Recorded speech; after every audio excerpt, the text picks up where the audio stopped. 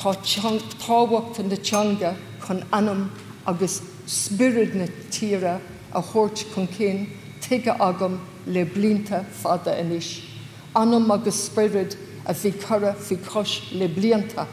Bíag sin den gnó de bhar smach na díoránach nó de bhar neamhard, neamhcúram nó aspa tuiscinaí. Tír gan teanga, tír gan anam, agus is fíor sin mar nuair atá a teanga nuachta ní féidir leis an tír nó aon tír a míanta, a luachana nó a spirid a chur inniuil. Cuirú ar teanga orsa ar sinseir, teanga ina bhfuil spirid ar sinseir agus nádúr ar tíre le mothú I ghuiile focail sa dara áit, gan meas nó úmos tugadí.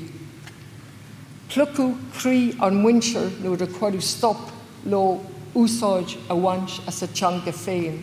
Teanga a chuirn mothúcáin agus crí inniuil le cuiile ocail.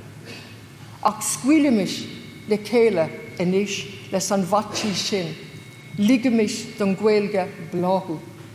Éistemis lo siúd ar fad nach bhfuil wethe ach aitheantas a bheith tugadómh mar Ghaeilgeoirí ina tír féin agus in úmóstómh agus dúine.